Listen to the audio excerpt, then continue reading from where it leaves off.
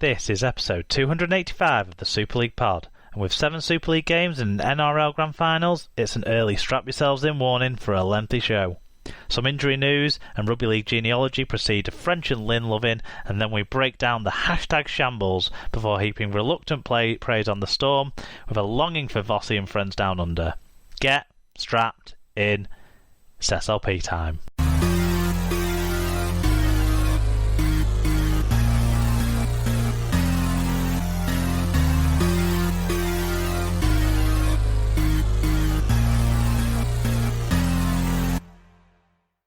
Hello listeners, welcome along to episode 285 of the Super League Pod. You've got myself, Mark, and I'm joined this week by a refreshed Alan. Hi Alan, welcome back. You missed the Challenge Cup final episode. What are you doing? I know, I'm kind of... Yeah, I think I need to check my Challenge Cup credentials in. Yeah, because we were travelling last Saturday, so I didn't even see the game live. So yeah, I'm a terrible cup correspondent. I apologise to everybody, and send us an email, and we'll send you a refund. Well, it's it is this unprecedented of years, so something had to give, and it was Alan's commitment to the Challenge Cup in the end that proved to be that thing. Do you want to tell everyone about our sponsor? Yep, so this episode is sponsored by Rob's Toy Shop. You can find a wide range of toys, gifts, rugby league birthday cards and more at Rob's Toy Shop on eBay. Visit stores.ebay.co.uk/Rob's Toy Shop, and on any orders over £5 you can earn 5% cash back, and 1% of your order value will go into the SLP coffers if you put SLP discount in at checkout. Good stuff, thanks to Rob's Toy Shop. On the show this week, we're going to get into the news, which the main talking point really is about the relocation of the Super League Grand Final. And then, well, there's actually just quite a bit of injury shit to go through, which is a shame. This stage of the season, though, I think some players will be kind of writing off the seasons with any sort of injury now, with only a few weeks left. 1 month tonight, the Grand Final is actually, as we record, so it'll be less than a month away when you listen to this, everyone. So it is. Yeah. Then we will do our usual sort of run through all the signings in the Championship League One, with news mostly picked from the wonderful reporting of loverugbyleague.com. Then round 17 and 18 of match reviews to go through, but we don't have all the games from either round to talk about, which is another topic, I suppose, with Catalans going down to the virus this week and missing another 2 rounds of fixtures. Al, that's a big one to get the heads around for the people organising the competition at Super League. But then we're going to predict another, I think, 2 rounds of games, or random sort of selection of games for the Super League. But we've also got the NRL Grand Final to talk about, so that's exciting, as things have finished down under, other than the Origin series. Before we get to all that, I just want to make one shout out. People who've been across our Twitter and Facebook might have seen us put some posts up about a fundraiser for the training ground that's used by the Mighton Warriors, which is one of the community clubs that we support here. Sarah, one of our fellow members of the host group, her son Joshua plays for the Mighton Warriors juniors side, and people might have seen there's been some vandalism that's significantly affected the facilities there over in Hull. So it's not just the Mighton Warriors who use it, the local rugby union side as well, but obviously we want to make sure that those facilities can get back up to scratch for our wonderful Mighton Warriors. So there is a fundraiser that's up on JustGiving. What we'll do is we'll put a link in the episode blog post on superleaguepod.com. So if you look out for the links to the episode blog post on Facebook and on Twitter, then you'll be able to click on that, and if you can spare a few pounds, then please do, to help support rebuilding some facilities back at the community game level. That's our shout out though this week, but please do back that, and then we're going to now move into news from around the world of rugby league.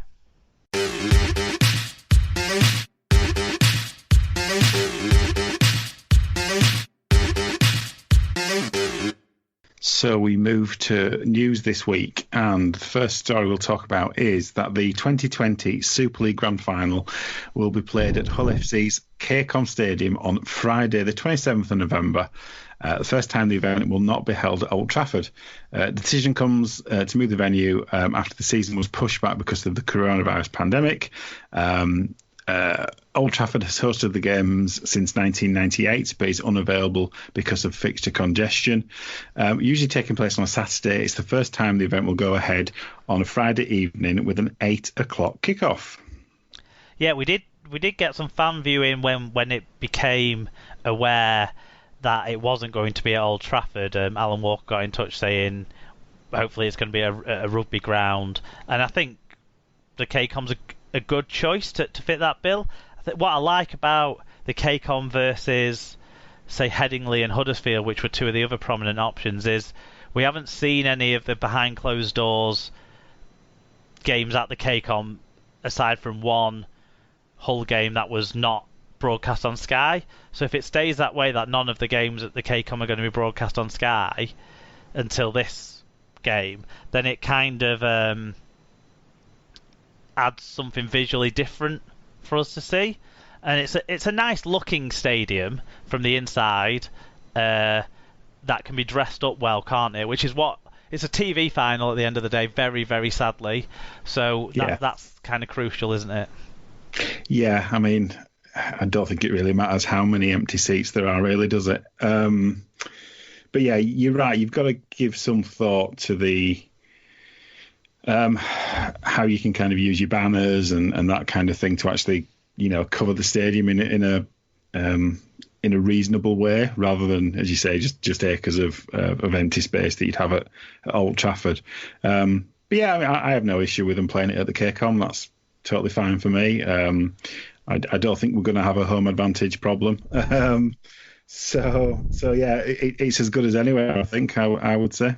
Well.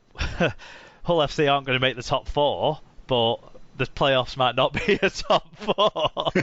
So as we record this, we're expecting because of everything that's come to pass in the last 7 years of recording this show, nearly 7 years of recording this show, that the news will be announced tomorrow.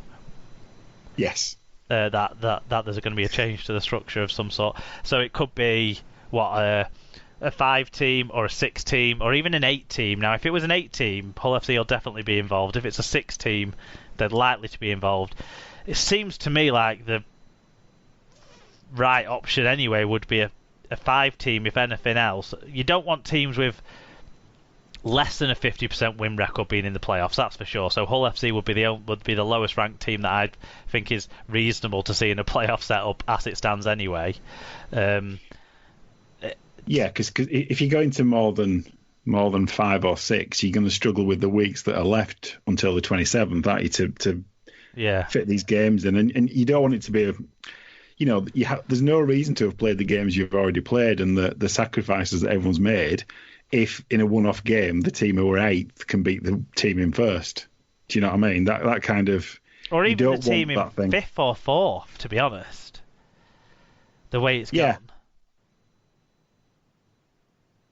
The point stands if, as you say, if it's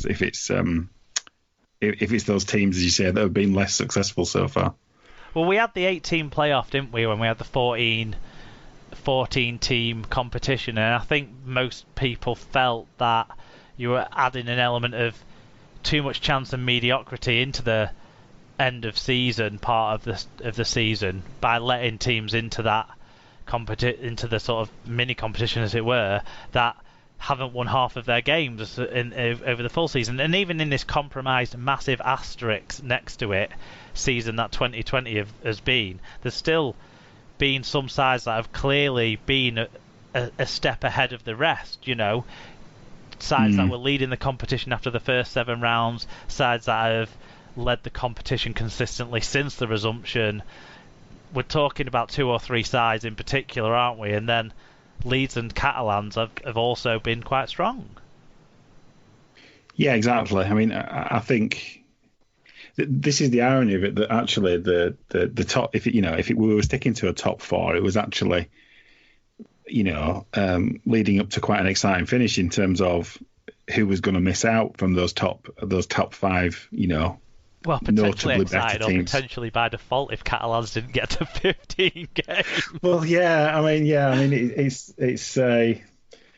there's been a huge amount of bad luck with the fact that they're now, 3 to 4 games behind all of the teams now, aren't there? And that's the real source of this problem, isn't it? Because if you look at all the other fixtures, most other teams have played 15 or 16 games now, so we're over that initial kind of 15 game limit that we talked about with the last reorganisation. And I think it boils down to the games they lost at the start of the year before the pandemic, with Catalans, because there was the Salford, Wakefield and Leeds games. I mean, I know the Leeds game was pandemic linked, but it was when the season was still being played that they lost before the extended break, and it's just they've never had the chance really to fulfill all of those games because they have different challenges and circumstances, I guess. That and doing moderately well in the Challenge Cup as well.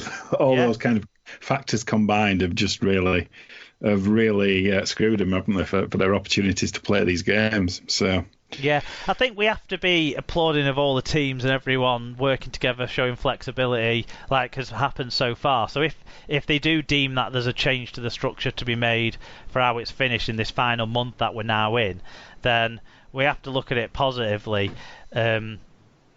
Through that eye, and thank the guys for the entertainment that most of us have felt that we've been given on our bloody every night of the week